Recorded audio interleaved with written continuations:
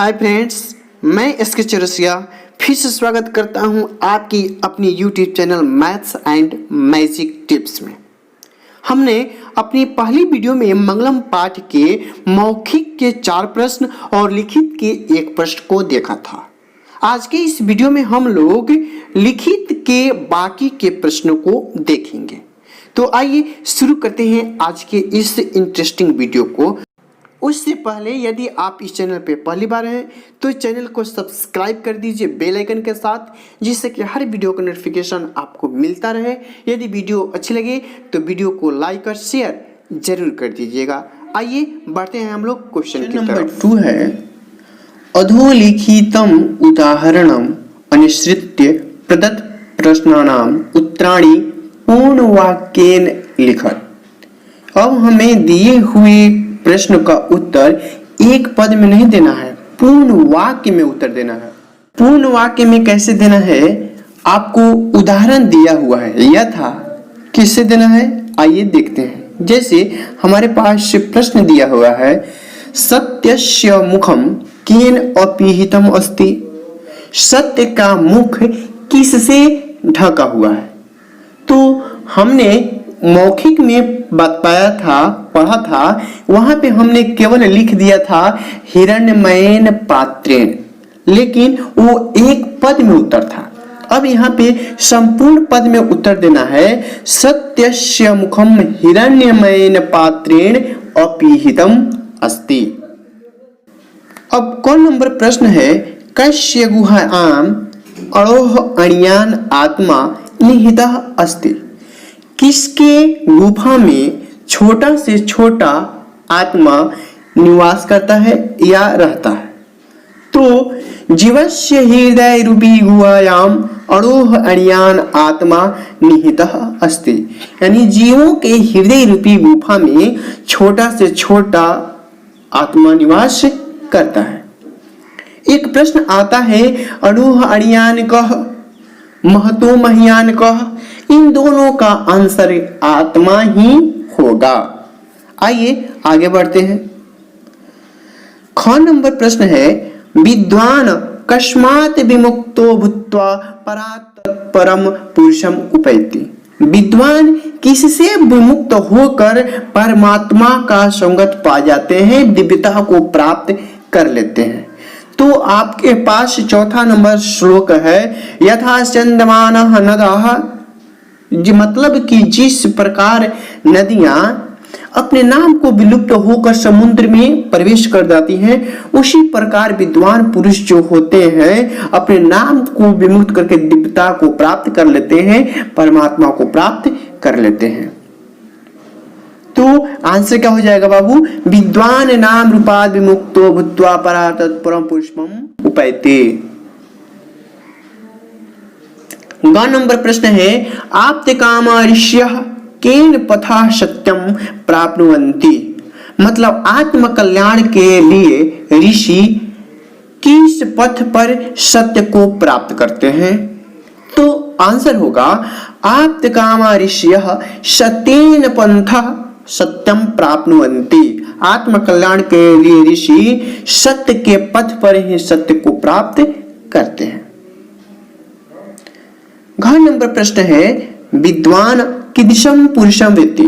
विद्वान किसके समान महान होते हैं, यानी कैसे प्राप्त होते हैं। तो विद्वान आदित्य वर्णम महात्मम पुरुषम। विद्वान जो होते हैं आदित्य वर्ण सूर्य के प्रकाश के समान महान होते हैं। 3 नंबर प्रश्न है बाबू संधि विच्छेदम कुरुतः। मोस्ट इंपोर्टेंट टॉपिक है, आपके एग्जाम में आता ही आता है। कौन नंबर प्रश्न है कस्यापीहितम। इसका संधि विच्छेद होगा कस्य धन अपीहितम। यह हमारा स्वर संधि है और स्वर संधि में भी दीर्घ संधि है।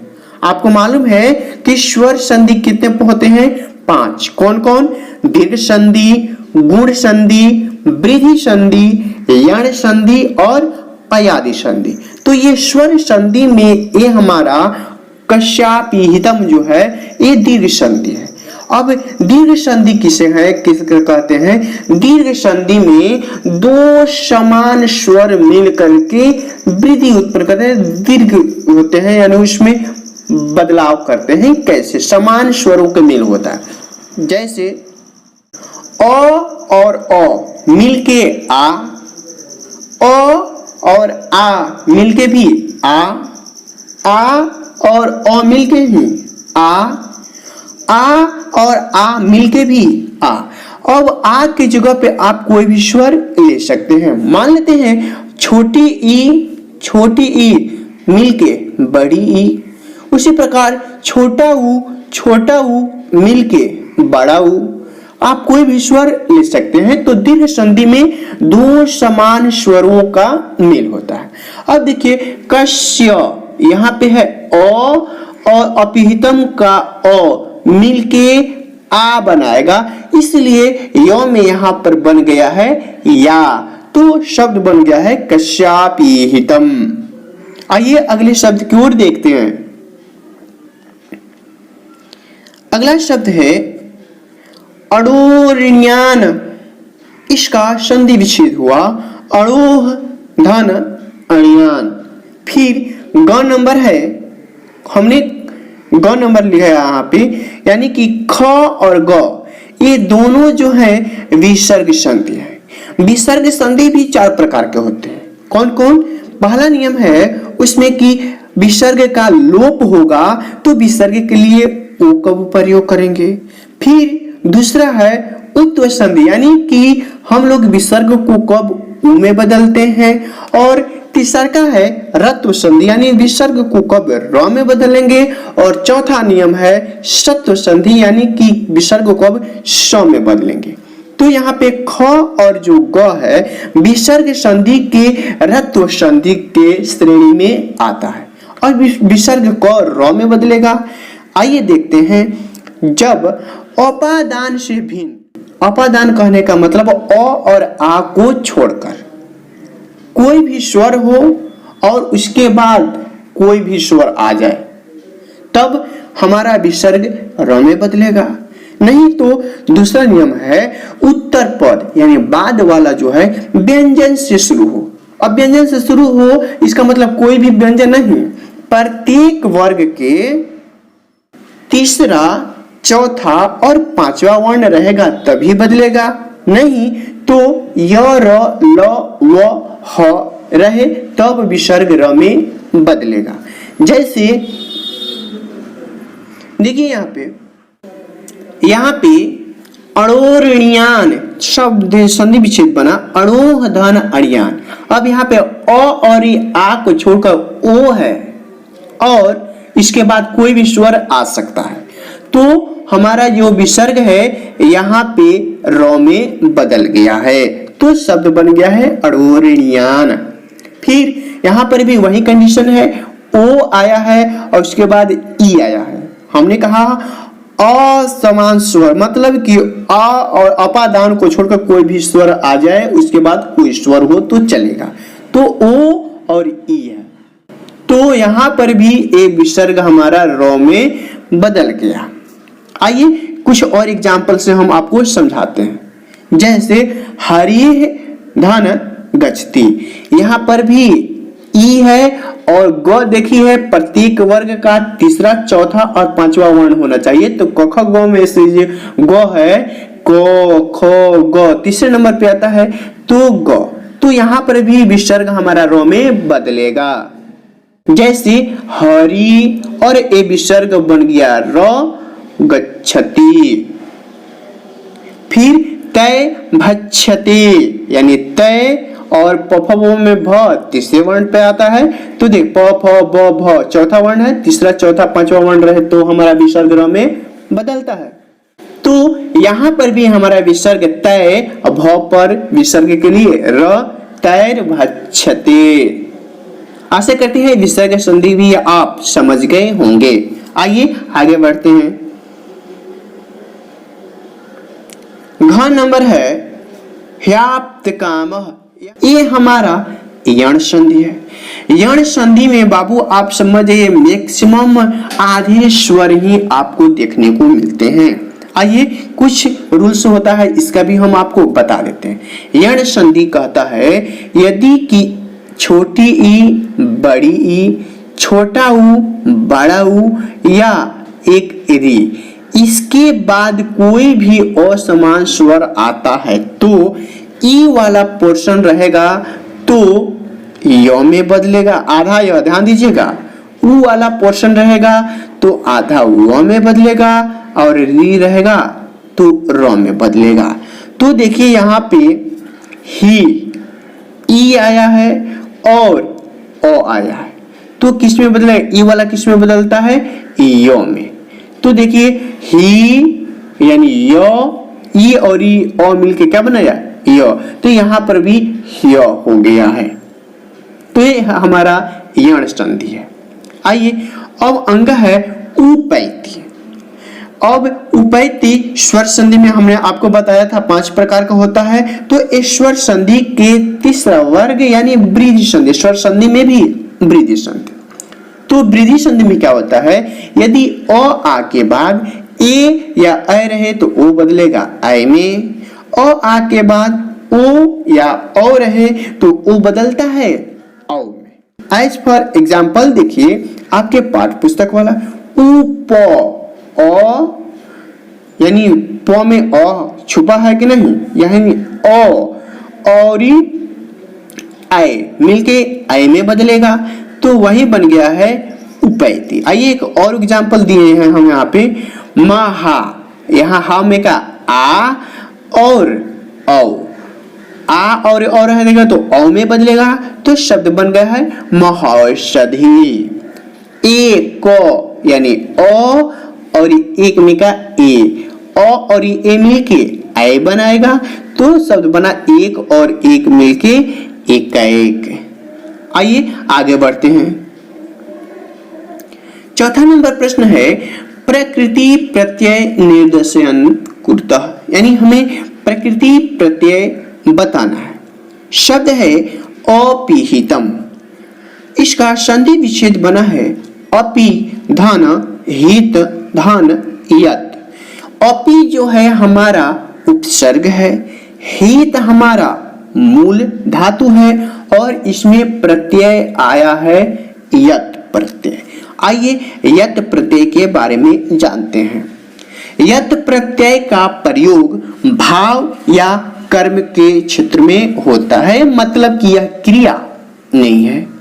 और यत का अर्थ होता है योग्य। क्या होता है? योग्य। और स्वर से समाप्त होने वाले धातु के साथ ही होगा, हलंत वाले धातु के साथ नहीं। जैसे पठ, इसमें हलंत रहता है तो इसके साथ हमारा यत प्रत्यय प्रयोग नहीं होगा। साथ साथ इसकी खासियत है यह तीनों लिंगों में यानी कि पुरुष पुल्लिंग, स्त्रीलिंग और नपुंसकलिंग तीनों में इसका प्रयोग होता है। धातु की ई यानी धातु के शब्द में जो स्वर आएंगे, स्वर में जो ई आएगा तो ई बदलेगा ए में। साथ साथ ओ और आ ई आता है ना तो ओ ऐ में बदलता है और ए का मात्रा उसमें आ जाता है और बाकी किस्म हो जाएगा ऐ में। अगर ई ना आके ऊ वाला धातु आता है तो ओ बदलता है व में। आइए उदाहरण के द्वारा इसको और अच्छे से समझते हैं। जैसे हमारे पास धातु है ची, यानी हलंत नहीं है, इसमें आया है ई, तो ई किस में बदलेगा? ए में, और बाकी के जो पार्ट जो बच जाएगा वो किस में बदल जाएगा? ऐ में। तो ये पुल्लिंग में यह और स्त्रीलिंग में याह और नपुंसकलिंग में यम, यानी कि यत का य शेष रहता है। तो जैसे ची, तो इसमें हमने प्रत्यय लगाया यत, तो ई बदल जाएगा ए में तो बना चेयह, स्त्रीलिंग में चेयह और नपुंसकलिंग में चेयम। आइए अगला धातु है हमारा पा, यानी आ भी ए में बदलेगा तो शब्द बना पुल्लिंग में पेयह, पेयह और नपुंसकलिंग में पेयम। श्रु यानी ऊ आधा व में बदलेगा, आधा व, तो शब्द बना पुल्लिंग में श्रव्यः, स्त्रीलिंग में श्रव्याः और नपुंसकलिंग में श्रव्यम। अगला शब्द है हमारा भू। तो इसमें हमने जब प्रत्यय लगाया यत तो शब्द बना भव्यः, भव्याः और भव्यम। अगला शब्द है निहितः। इसका संधि विच्छेद होगा निह धन इत। ये हमारा ईत प्रत्यय है, बिल्कुल आसान भाषा में। आइए कुछ और उदाहरण देते हैं। जैसे प्रमाणित, मूल शब्द प्रमाण और इसमें प्रत्यय क्या है ईत। देखिए यहाँ प्रमाणित ईत, शिक्षित ईत, सीमित यानी ईत, यानी कि सीमित में मूल शब्द सीमा और प्रत्यय ईत, शिक्षित में मूल शब्द शिक्षा प्रत्यय ईत, प्रमाणित में मूल शब्द प्रमाण और प्रत्यय ईत। आइए आगे बढ़ते हैं। अगला शब्द है हमारे पास विमुक्तः। इसका संधि विच्छेद होगा वि धन मुंज धन कत, विततः यानी विद धन कत। यानी कि आइए अब हम लोग कत प्रत्यय के बारे में जानते हैं। कत प्रत्यय का प्रयोग भूतकालिक क्रमवाच्य में होता है। साथ साथ कत प्रत्यय का पुल्लिंग में तः, स्त्रीलिंग में ता तथा नपुंसकलिंग में तम शेष रहता है। फिर तीसरा नियम है प्रत्यय का प्रत्यय प्रयोग करते समय धातु के पहले छोटी ई के मात्रा का प्रयोग किया जाता है। साथ ही साथ यदि धातु के अंतिम अक्षर म और न हो तो वहां ई का प्रयोग नहीं होता है। साथ ही साथ म और न का लोप हो जाता है। कैसे, आइए उदाहरण के द्वारा और अच्छे तरीके से समझते हैं। जैसे धातु है हमारा चल और इसमें प्रत्यय लगाया हमने कत, तो पुल्लिंग में हमने बताया तः, स्त्रीलिंग में ता और नपुंसकलिंग में तम शेष रहता है। तो चल में जब हमने कत प्रत्यय लगाया तो पुल्लिंग में चलितः, स्त्रीलिंग में चलिता, नपुंसकलिंग में चलितम। उसी प्रकार दृश्य शब्द में जब हमने कत प्रत्यय लगाया तो पुल्लिंग में दृष्टः, स्त्रीलिंग में दृष्टा और नपुंसकलिंग में दृष्टम। साथ साथ हमने जब बताया कि धातु के अंतिम वर्ण में जब म और न होता है तो म का लोप हो जाता है, तो गम म का लोप हो गया तो शब्द बना गतः, गता, गतम। अगला शब्द है हमारे पास विहाय। विहाय यानी कि इसका संधि विच्छेद है वि धन हा धन ल्य। यानी कि इसका विहाय में वि जो है उपसर्ग है, हा हमारा मूल धातु है और इसमें ल्यप प्रत्यय आया है। तो आइए ल्यप प्रत्यय के बारे में जानते हैं। ल्यप प्रत्यय की में धातु से पहले उपसर्ग का प्रयोग आवश्यक है। जैसे आपकी विहाय में वि उपसर्ग आया है। फिर ल्यप का प्रयोग करते समय ल्यप का य शेष रहता है। आइए आपको दो और एक्स्ट्रा उदाहरण द्वारा समझाने का प्रयास करते हैं। जैसे प्र हमारा उपसर्ग, मूल धातु हस और इसमें लगानी है हमको ल्यप प्रत्यय, तो ल्यप का य शेष रहता है। तो हस और प्र शब्द बना प्रहस्य। उसी तरह वि धन हस धन ल्यप तो शब्द बना विहस्य। आइए क्वेश्चन नंबर 5 है समास विग्रहम कुरुतः। यानी कि हमको इसका विग्रह करके समास का नाम भी बताना है। तो अनिर्तम, अनिर्तम यानी कि इसका समास विग्रह होगा नृतम। अब ना अन्य हमने क और अंग इसलिए एक साथ लिया है क्योंकि दोनों समान समास हैं, वो भी नए समास। अब आपको मालूम होना चाहिए कि न्य समास जो है तत्पुरुष समास का ही एक भेद होता है और न्य समास का प्रयोग ज्यादातर संस्कृत में किया जाता है, वो भी निषेध के अर्थ में, यानी कि मना करने के सेंस में, यानी नापसंदी के सेंस में। जैसे अनृतम, यानी कि अ का मतलब नहीं, नृतम मतलब नृतम माने झूठ, ना अनृतम मतलब नहीं, असत ना नृतम मतलब झूठ, ना अन्य माने कोई अन्य नहीं, अटूट माने टूटने लायक नहीं, ना लायक यानी न लायक, लायक नहीं, अछूत मतलब न छूट, छूने योग्य नहीं। आइए कुछ नोट भी हम आपको दिए हैं जो आपको याद रखनी चाहिए। जैसा कि हमने बताया कि न समास का प्रयोग ज्यादातर संस्कृत में किया जाता है, वो भी किस सेंस में, निषेध मतलब कि मना करने के सेंस में। एक नोट के माध्यम से आपको हम बताना चाहते हैं कि अव्ययी भाव में भी उपसर्ग का प्रयोग होता है। तो जब ऑप्शन में आपको नए समास और अव्ययी भाव समास दोनों दिखाई दे तो फर्स्ट प्रायोरिटी हमारा नए समास ही होगा, बाद में हम अव्ययी भाव का चुनाव करेंगे। आइए आगे बढ़ते हैं। आदित्य वर्णम, ये इसका समास विग्रह होगा आदित्य इव वर्णम, यानी सूर्य के समान प्रकाशित। ये हमारा कर्मधारय समास है और कर्मधारय समास किसे कहेंगे, तो जिस समास में विशेषण विशेष्य तथा उपमेय उपमान होता है उसे कर्मधारय समास कहते हैं।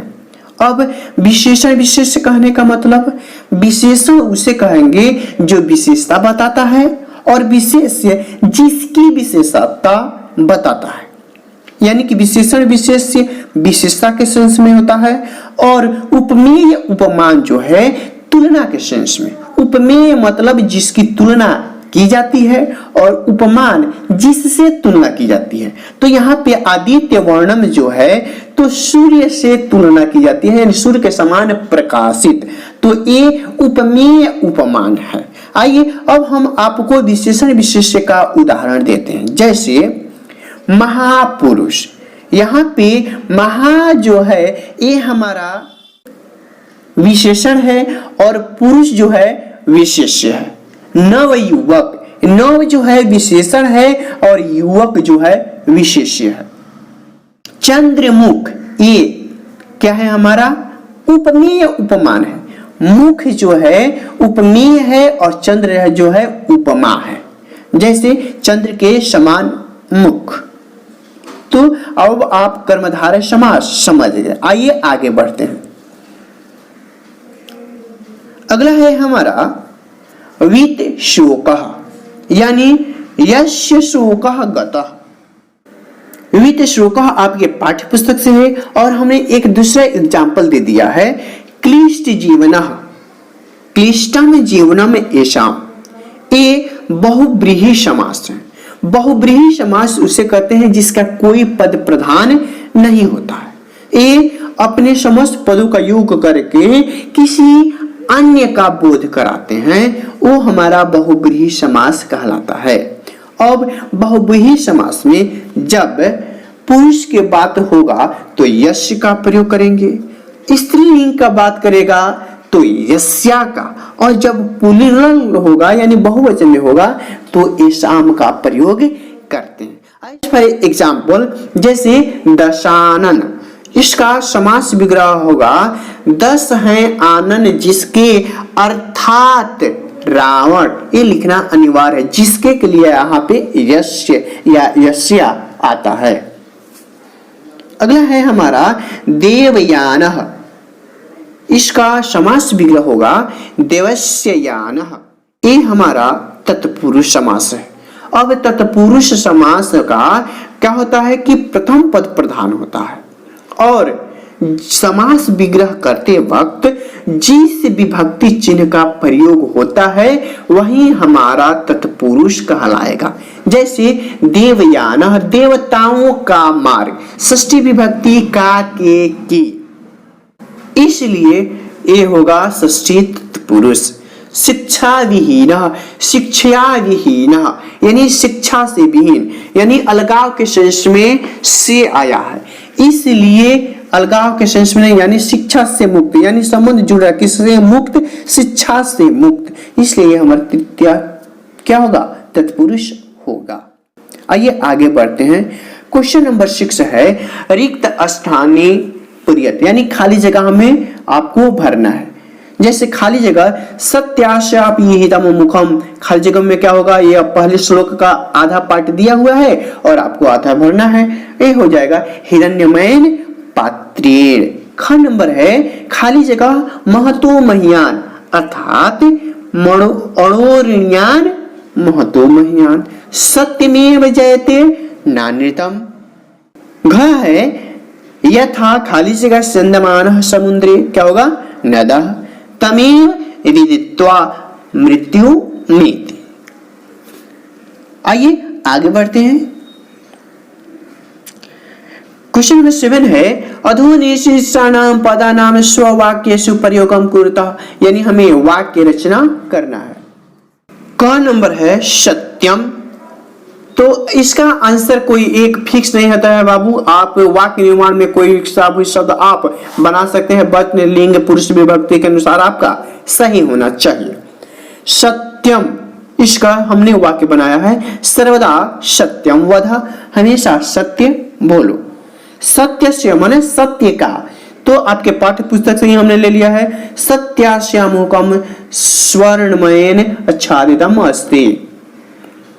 ग नंबर है गच्छन्ति, बहुवचन में आया है तो बालकाः विद्यालयं गच्छन्ति। घ नंबर है विमुक्तः सः मातृण, वह मातृण से मुक्त हो गया। आप पितृण भातृण कुछ भी लिख सकते हैं। अन्य मतलब दूसरा है तत्र अन्य मार्गः न अस्ति, वहां कोई अन्य मार्ग नहीं है।